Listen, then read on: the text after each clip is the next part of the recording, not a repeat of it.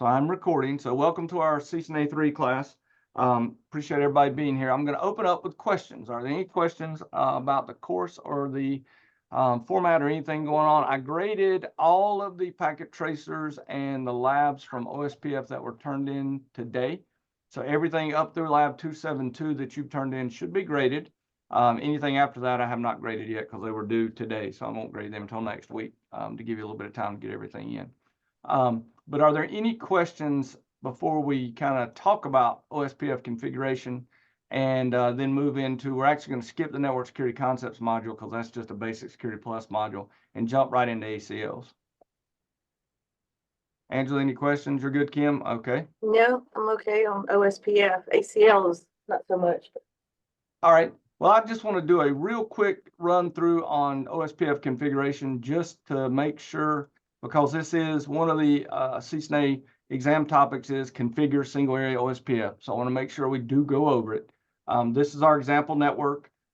We have run into a little issue. I'll show you on our labs that you need to be aware of because this can throw you for a loop if you're looking for certain numbers inside of the OSPF. But basically, we are actually working in what is called classic mode for OSPF. There is a way to do named mode OSPF.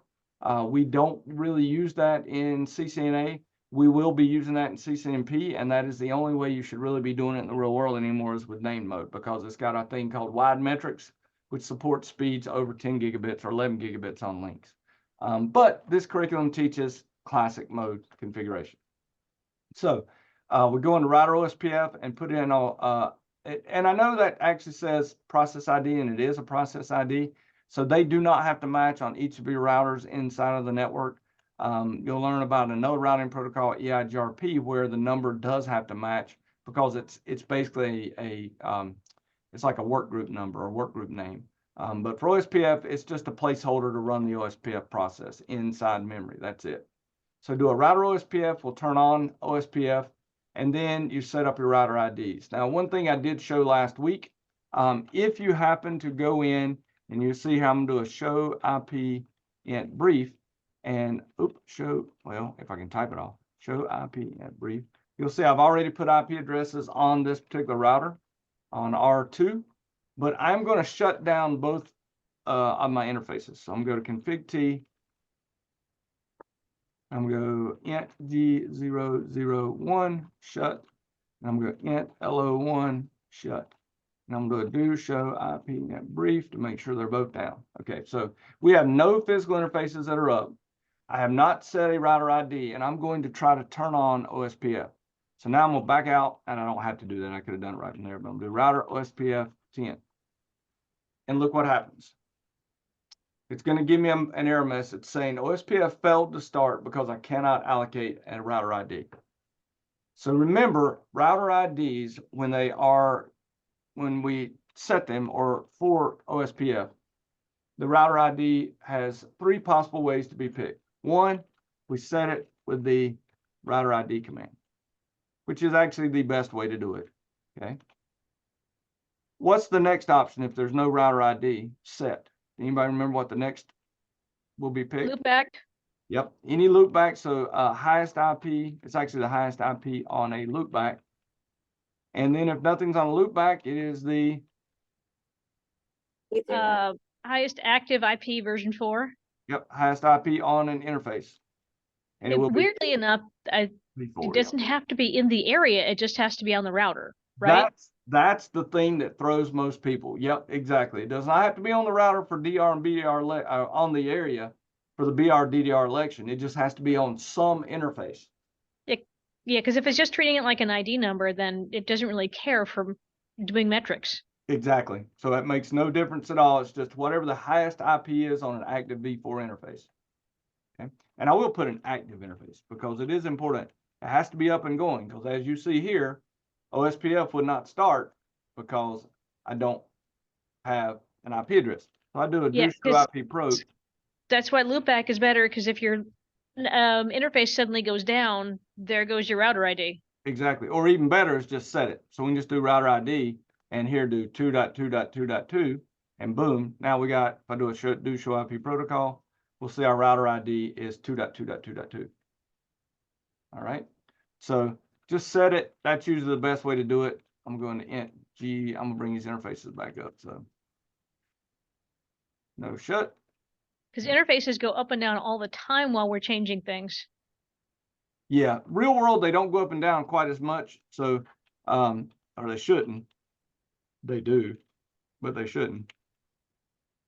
Let's make sure these are, oh, I look back one. Oh, I did shut instead of no shut like a doofus. It helps put the right command in. All right, there we go. So everything's up and going. So it's a very basic, simple thing to do. Go in, router OSPF, set your router ID, and then here's our order of preference. If it's explicitly set, that's your router ID. Then it's your highest loopback configured, and then if not, the highest active IPv4 address. Right. So in this case, they did loopback as the router ID. I like explicitly setting it myself. That's just the easiest thing. Now, one thing to be aware is if you don't set it explicitly, so let's go over here. I'm gonna go to R1 and show you that I've got interfaces already running. So if I do a show IP int brief, okay, our router ID should be 172.16.1.1 when I turn on OSPF. So let's do config T, router OSPF. And I know I'd use 10. I don't have to use 10, but I'm going to. Now, if I do show IP prot, you'll see my router ID is 172.16.1.1. Now, technically, if I put in the router ID now of 1.1.1.1.1, okay, we have been taught it will not replace the current ID, but it does. Okay. You're supposed to actually have to do a clear IP OSPF process. But one thing we've learned with this version of the iOS is if you set the router ID, it does automatically take over with that router ID, which is kind of weird. Because even the curriculum states that if you change it, you will have to bump the process. But that's not true. Real world, you can just put the router ID in and it changes. So it depends on the iOS version. That might trigger elections again then, right? Correct. Yes, it will trigger Okay. elections again. Sure would. But that's the reason you set the router IDs is so you know who's going to be elected DR and BDR. That's the whole purpose in that. Then we basically just set up our, I'm going to go down here and find I'm not even going to do that. We set up our networks. So I'm going to do a do show IP int brief. Now this particular lab, we were not supposed to advertise the loopback because the loopback is a simulated internet connection. So I'm just going to put in a network 10.53.0.0 255.255.255.0 area 0. Okay. And then let's go over to R2 and we're going to advertise both of R2's networks. OSPF 10 net 10.53.0.0 5.255.0 area 0 area space 0. Same thing. 192.168.1.1.0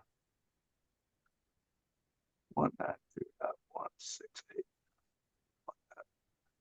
Yeah, I can't type. There we go. All right. So now if I do show IP OSPF neighbors, I should see my neighbor. Okay. Now, right now it says two-way druther. So somebody better be elected here in a little bit because we do have in this topology, it is a multi-access. So one of these two will be elected and using the router IDs, it should go to R2 being the actual DR and the R1 being the BDR. Okay. And so now we've got a full, yep. So now you'll see that we have a full state. So we have a full neighbor relationship and 1.1.1.1 is the BDR. So I am the DR. Now, one of the things the lab had you do, and I want you to be very careful with it, had you set the hello timer. So if you go into the interface between these two routers, gig 001, and you put the IP OSPF, okay, hello timer, and you set it on one side to 30, and you don't change it on the other side, you will break your neighbor relationship. Okay. It's going to break the neighbor relationship because over this particular link, it thinks it's supposed to be something faster. So it's going to eventually break the neighbor relationship. It'll be dead in 18 seconds. You'll see it. 16, 15, 13. Here in just a few seconds, we will lose our neighbor.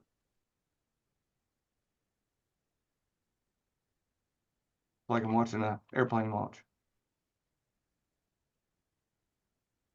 Yep, lost our neighbor. Okay. Dead time expired, neighbor's gone because our hello interval doesn't match. If your hello interval doesn't match, it will not allow you to connect. So if I do a do show IP OSPF interface G001, we can see here that the hello timer on this particular interface is 10. The dead time is always 4 times the hello interval. You don't have to set that. It will automatically be 4 times the hello. If I go over here and do a do show IP OSPF interface G001, you'll see we've changed the hello interval to 30, which makes a dead time of 120. And they will not form a neighbor relationship. If I go over and fix that, gig 001 IP OSPF hello 30. Look at it again. We'll see now our hello has been changed to 30. Here in a few seconds, we should get a new neighbor relationship. May take it a little bit because it's going to go through the process, but it will eventually form a neighbor relationship. Okay. But be careful with that because if you change it on one side, don't change it on the other, you will break your connectivity. Plus, if you go changing it in part of your network, you probably, there it is, there's our neighbor relationship. You probably should change it across your entire network. There's one other little item I want to let you notice. I found this in my CCNP class. Take a peek at, if I do a do show int G001, 001. This is a gigabit link, okay? However, look at what speed it's running at.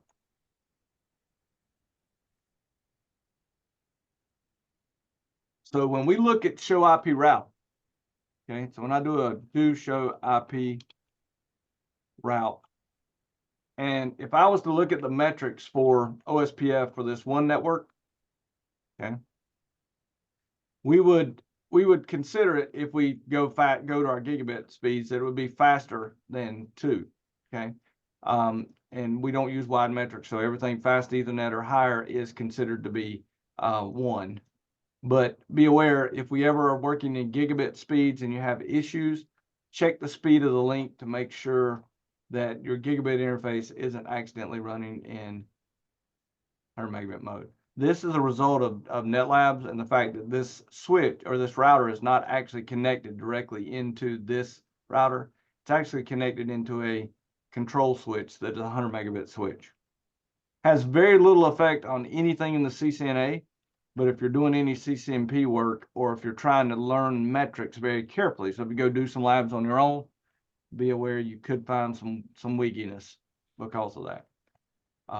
So not a big deal for what we're doing here, but just wanted to throw that out there. Any other questions on OSPF? The last thing I do want to show you is this IP route. How do we do a default route? How do we inject it into an OSPF environment? Int LO1.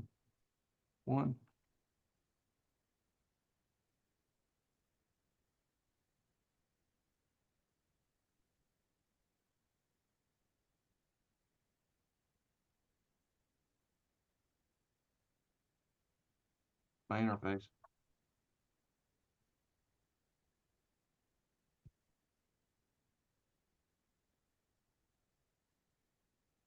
All right, what am I doing wrong here? I'm having a brain fart. Oh, you just do LO. I just do LO. I don't do the, yep. Okay, Control C, LO1. All right, it's going to give you an error message, but then I got to go back into router OSPF. And you only do this command on the router that is going to inject the default route. And that is what I call the magic dust command, default information originate. But that should only ever go on the router that's going out to the internet. And then you will notice over here, if I do a do show IP route, look what I have now in the routing table. I have a candidate default route that has been injected into OSPF via an external source. And what will occur if there were actually 10 routers on the other side of R2, they would all have a default route that brings it to R2, then brings it to R1. So this default route with OSPF will be injected all the way through your entire environment. But you only put this default information originate command on the router that is connected to the default route going out.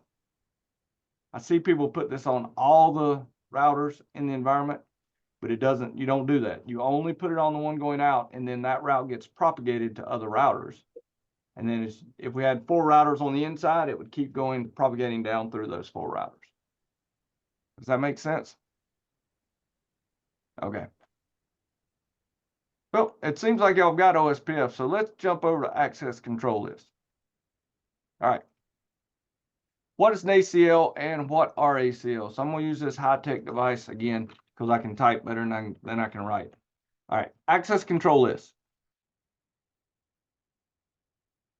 They are a series of permit and deny statements. They are applied top down sequentially. They end with an implicit deny all.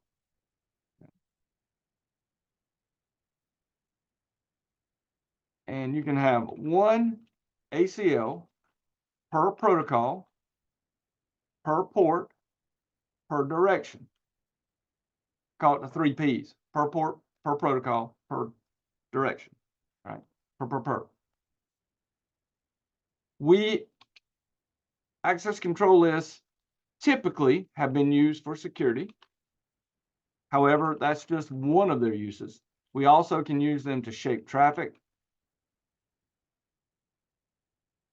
We can use them to do just all kind of crazy things. ACLs are one of the key topics in the CCNA because they're used for NAT. You're going to learn they're used to create a NAT ACL to say what will be NATed. They're used to control access to your V2I lines. They're used to do route redistribution or route redistribution control.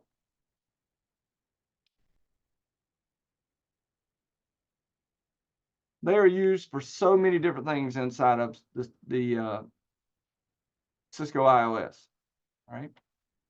Be aware when you're going down through an ACL. Let's say you've got the following. I'm going to use I'm going to write a pseudocode ACL. Permit network A. Deny networks all. So deny all networks. Permit network B. If you write an ACL like this, as traffic comes in, it's going to come in and it'll hit this first statement. It says permit network A. If let's say it's from network B, it would say that doesn't apply. Let's check the next entry, the next access control entry. It'll look here and say deny all networks, and it goes in the bit bucket. So the first item in the ACL that matches is immediately applied. So you have to really think about the logic of your ACLs as you create them. The other thing you want to think about is this. If you know you're going to deny something, I try to deny it earlier in the ACL because it makes no sense to do, permit A, permit B, deny C.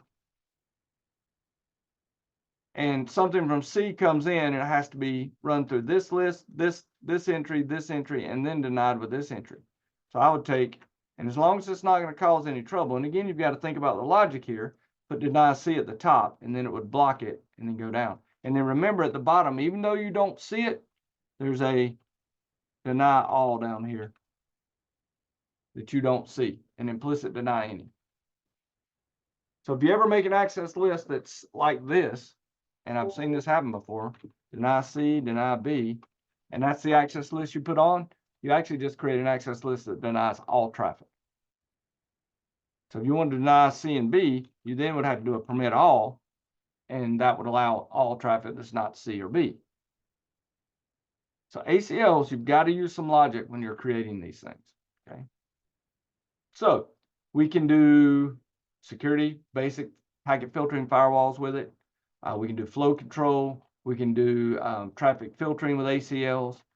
We can match certain traffic and then make it do something. So we can we can actually use an ACL to say, if it matches this ACL, go out this interface, or if it matches this ACL, apply this quality of service to it. So there's all different ways we use ACLs. We're going to learn packet filtering at layer 2 and layer 3 because we're going to learn about 2 different types of ACLs. We used to learn so many other ones. We used to learn like 6 different types of ACLs, but now we only learn 2, standard and extended IPv4 ACLs. Okay. You'll notice one thing I always teach people is you need to be aware. You get whiteboard running here.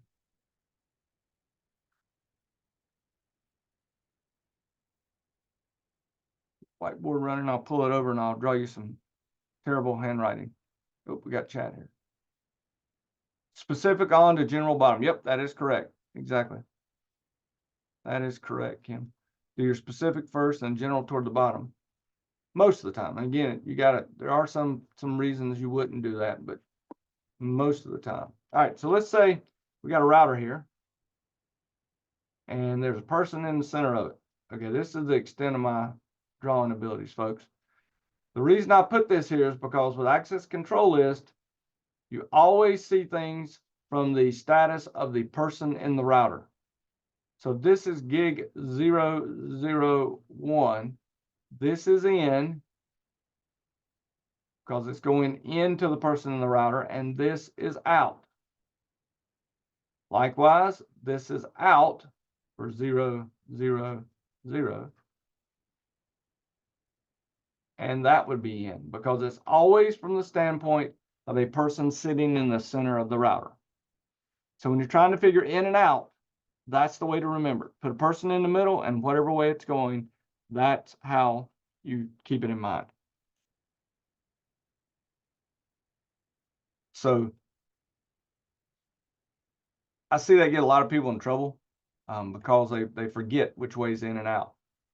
Now, the other thing that is used by ACLs are wildcard mask. All right. That is simply a reverse of the subnet mask.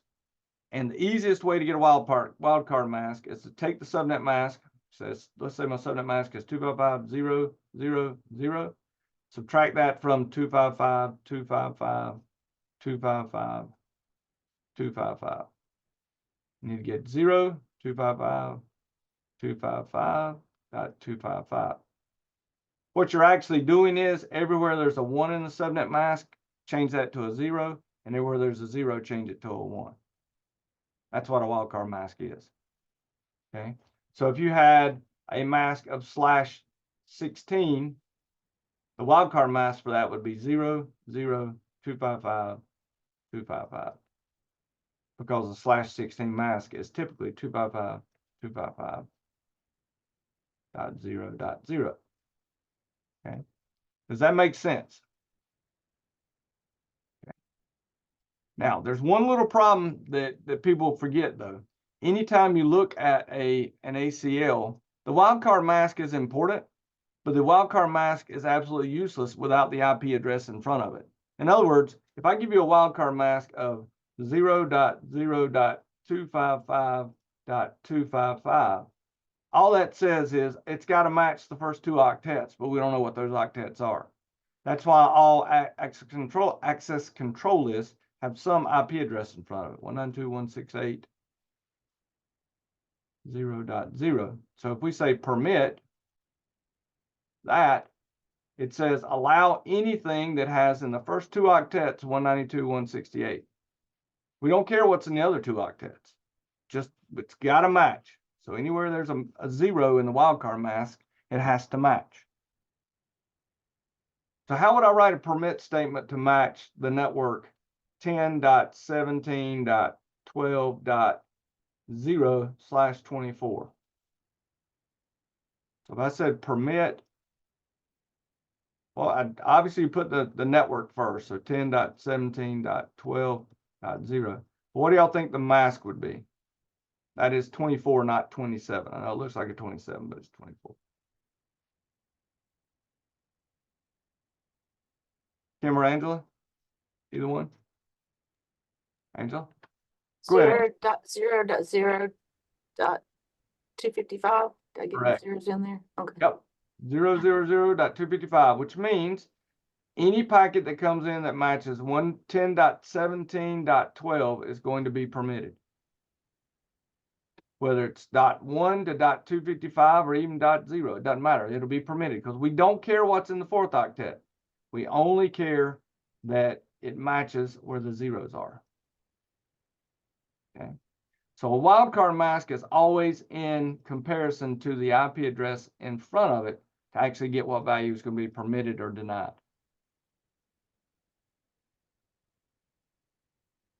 All right. Here's an example of matching the first 3 octets and the last 2 bits. So if you've got a subnet, so this would be like a, if you're doing the 32 subnet, you wanted to match it.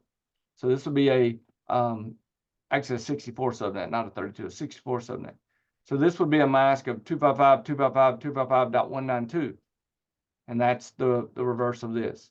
And so again, these are just the easiest way, if you ever have trouble, is just subtract the subnet mask from 255.255.255.255. And that will give you your wildcard mask. Okay. Now, something like this is a little weird. You'll also occasionally get something like this. What would it mean if I told you that I was going to use a mask and that mask was, get mine. Okay. I had a mask and I did a permit 192.168.12.0 and my mask was 0.0.0.0. Actually, not 0. Hold on a minute.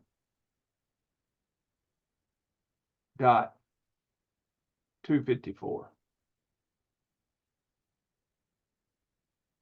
What if it was 0.0.0.254? It's got a partner and that's it. Do what? It's got a partner and that's it. Okay, well, let's do 0. Let's take 254 and make it, actually, I've started wrong here. Take 254 and convert it to binary. So we know it's got to match the first 3 octets, right? Agreed? So we know it's got to start with 192.168.12. If it doesn't match that, it's not going to match this first part. If we go in here and look at 254 in binary, it's 1, 2, 3, 4, 5, 6, 7, and then lo and behold, the last bit position is a 0. So we don't care what the first 7-bit positions are. We do care what this bit position is. Okay. So we have to compare the last bit position to whatever the last bit position is here. And if you take 0 and convert it to 2, 3, 4, 5, 6, 7, 8, convert it to binary, you'll notice the last bit position is a 0. So we actually have just created an access control list that will match all even numbers in the 192.168.12 network. Because think about it. Write the number 1. So if this was a number 1, so let's say 192.168.12.1 came in to be processed by this. It would go in here and say, okay, yes, 192.168.12 matches. But this .1, if I convert that to binary, it's 0, 0, 0, 0, 0, 0, 1. It does not match. This would not be permitted. If this becomes a 2, then this final bit is a 0, and this bit becomes a 1. Well, guess what? It matches. If this is 3, Then this becomes a 1, no longer matches. Go back up here, make this a 4. Well, lo and behold, guess what? It's going to match now. I'm going to have 1, 0, 0. 5 would be 1, 0, 1, no longer matches. So this is actually an access control list that matches all even numbers on the 192.168.12 network. So usually it'd be on your serial port, right? Yeah, usually be on serial port, be that. But it really, this is, the only reason I show you this is because sometimes you see it in the curriculum and you see it in some examples because it's really a way to truly understand how wildcard masks work. Now, let me ask you this. How would I rewrite this access control entry to only allow odd numbers that are in the 192.168.12 network? Anybody know how to do that? How would I rewrite this? It's really simple.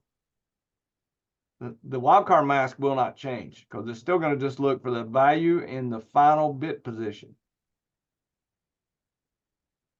All we would have to do if we wanted to do even numbers is put an even number right here. So 2 would work, 0 would work. Anything that's even here would mean the last bit position has to be 0. If you make this odd, then the last bit position has to be a 1.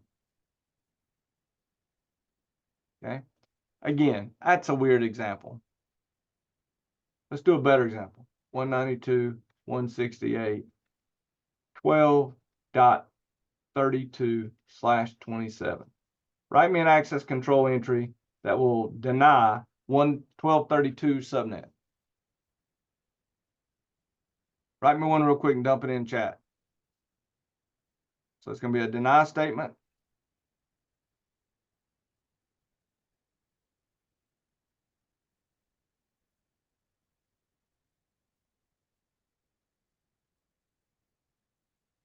What's it going to be?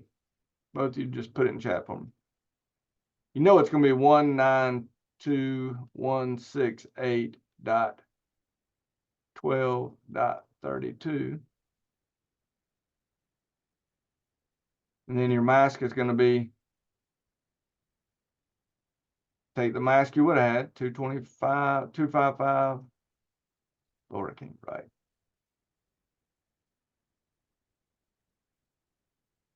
255, 255, 255, 224. Subtract that from 255, 255, 255.255, and we get 0.0.0.32. And so our wildcard mask could be 0.0.0.32. And that would deny anything in the 32 subnet. Okay.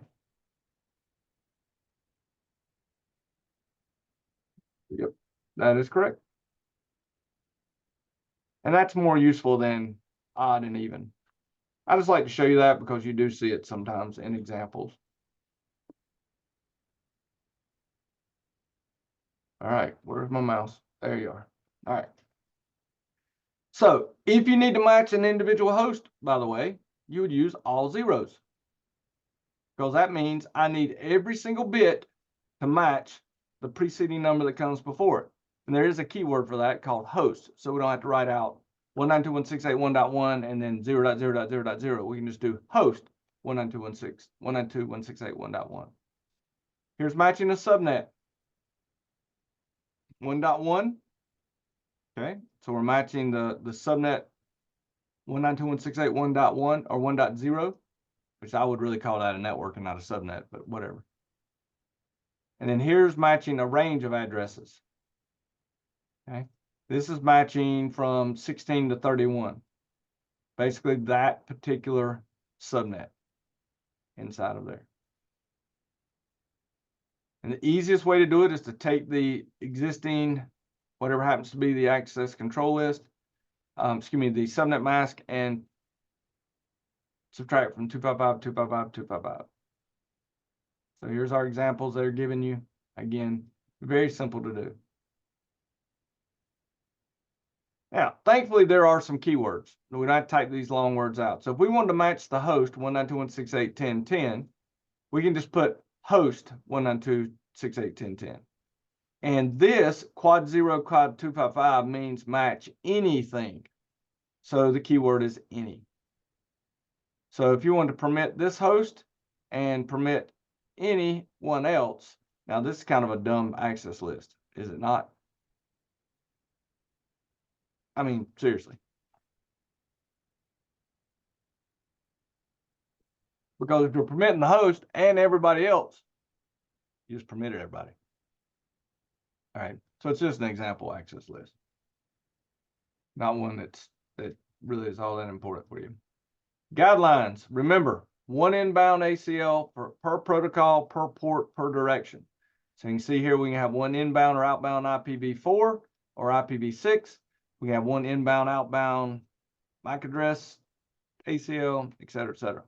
Okay, IPX, SPX. We used to actually learn IPX, SPX back in the day. And remember, inbound, outbound is based upon that person sitting in the router, inside the router itself. So you could have, if you have gone a little crazy, up to 8 access lists. Okay, if you have 2 interfaces and you're running dual protocols. You won't normally do that though, okay? Not normally.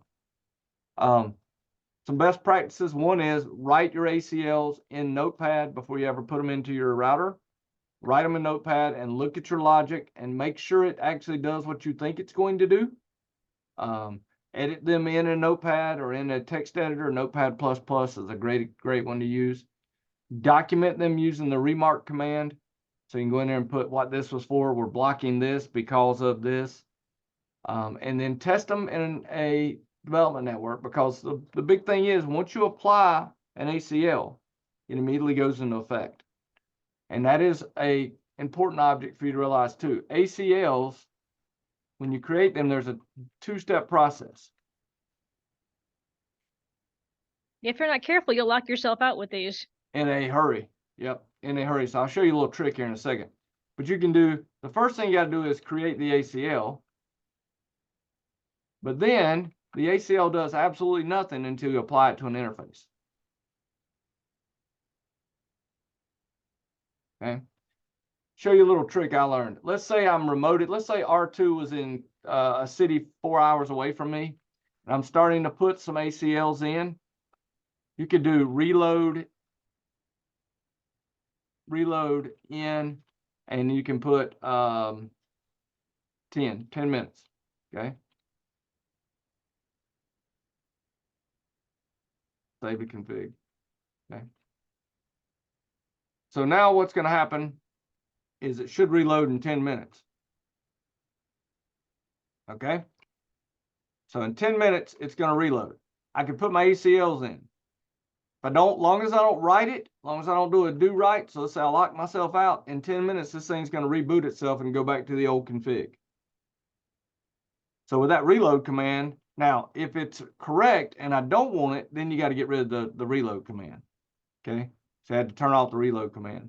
And right now I'm drawing a complete blank on how to do that, but you can do it. Cancel. That's it. Okay. So I cancel it. So let's say I'm connected remotely. And again, it's a 2-hour drive away. Do reload in 10 minutes from now to reload.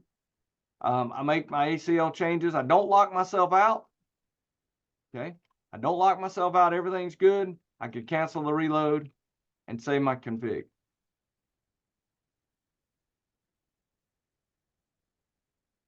And then do a write. Okay. So be aware that you have to be careful. You can get yourself in trouble. Very easily can lock yourself out. So what are our types of ACLs? We got 2 we use today. One is standard, one is extended. Standard ACLs they deny by source address only. Okay, so they permit or deny based on source address only. That is all they can do. So standard ACLs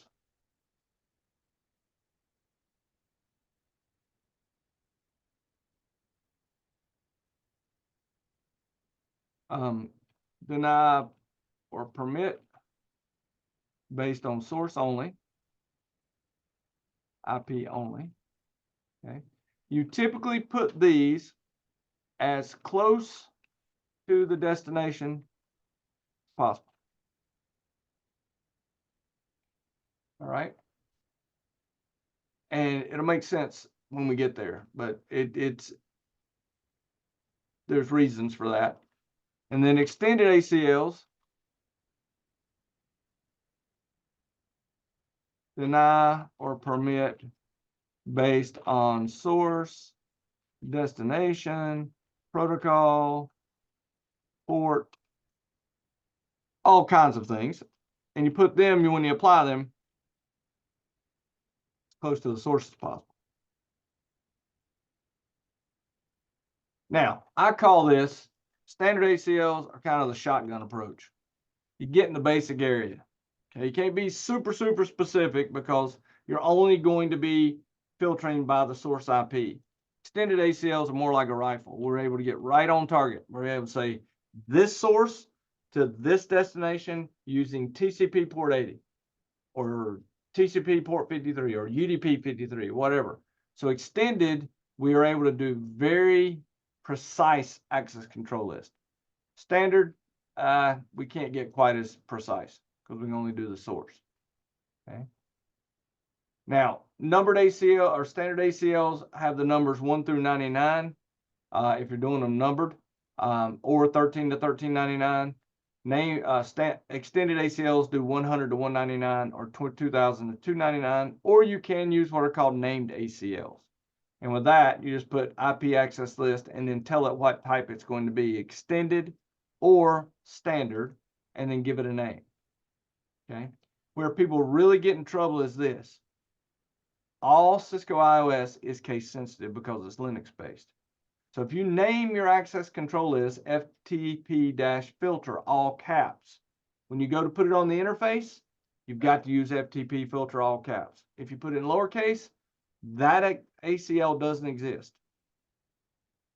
So be aware, whatever you name this will be the exact case you've got to put on your interfaces. Okay. So standard ACLs go as close to the destination. Extended are usually placed as close to the source as possible. And that is in general. That's not a absolute rule, but in general, because we also try to make things as efficient as possible. So we can look at efficiencies. Okay. So here's an example. Block all traffic from 192.168.10 to the 30 network. All right. Well, if you take that ACL right there and you put it inbound on S001,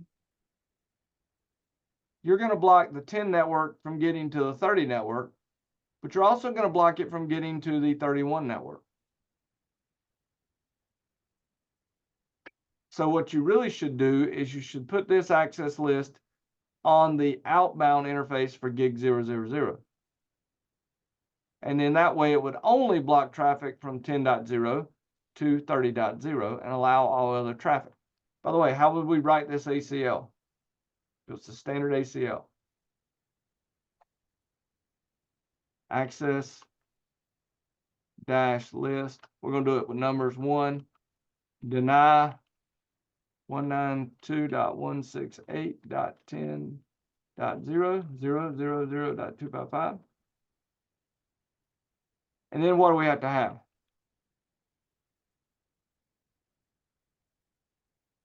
If we don't put anything else, what's going to happen? Denies everything. It denies everything because there's an implicit deny all at the end of the access list. So if nothing matches the deny statement, it gets denied. So now we've got to put in a access list 1 permit any. And that's the same as quad 0, 255, and quad 255. we apply this interface as an outbound on gig 00. So we'd go into config if, go into that, and we do IP access group 1 out. Excuse me. Yeah, out. That's correct. Because remember, we're looking at it from the person inside the router, so it'd be an outbound filter. That would block any traffic from 10.0 going on this network and would allow all other traffic to pass through. But if we accidentally put it up here, if we put it on serial 011 as an inbound filter, we would block both this and this. We would block both sides. So that's why you have to be very careful with placement. So if it's inbound, we're going to filter traffic to the one wrong network.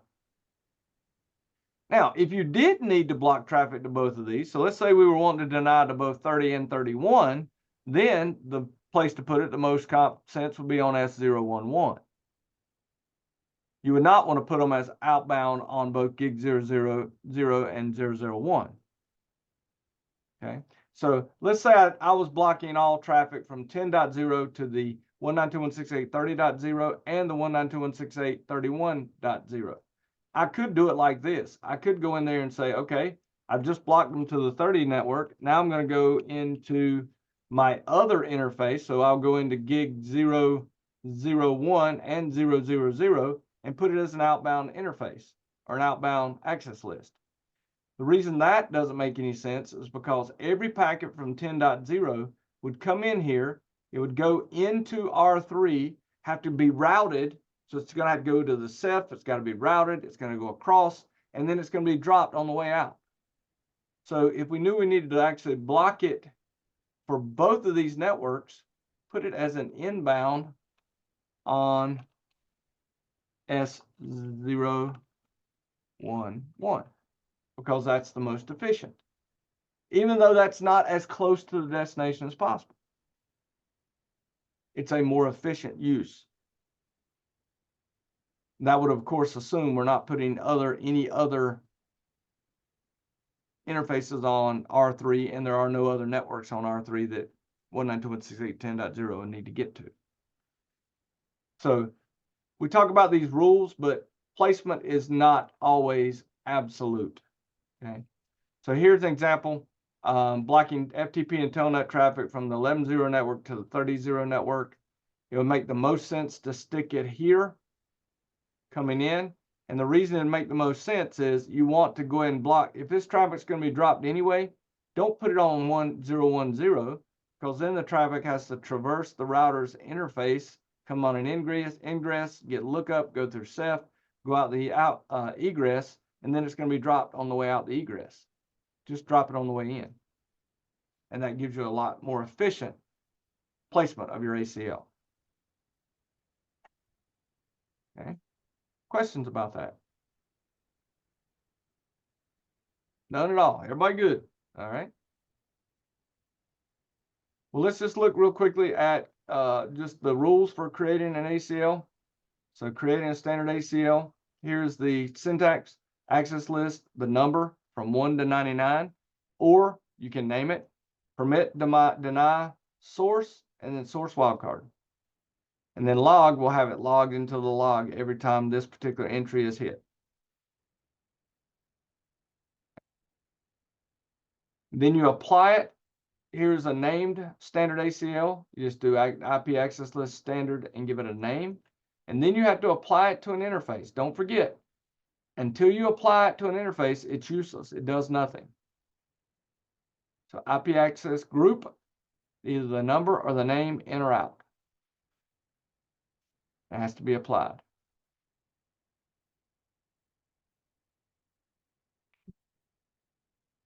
Now, I'm actually going to stop right here and let you pick back up on this.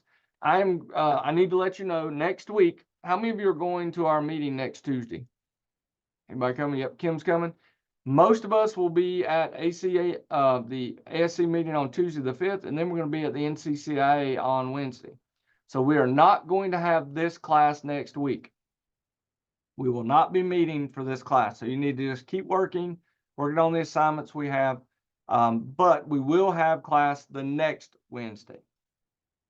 Okay, so no class next week, but we will have class the Wednesday after that. Any questions? Now, Angela, you were having problems with ACLs. Did this help at all? It did. I'm gonna practice some more with them, so that trying to explain them was a challenge. Yeah, and I do think the more you practice and play with them, the more they'll make sense. But if anything is confusing, bring it to our meeting in 2 weeks and let's talk about it. Okay. So we can actually look through, because sometimes the logic on an ACL, honestly, sometimes their logic's not that good in the packet tracers and some things. But be aware, when you do the packet tracers for these, it's very specific. So if it says to do this, you've got to do exactly what it asks for. It won't give you credit for it. Okay. Okay. So don't let that aggravate you when you're doing those packet tracers.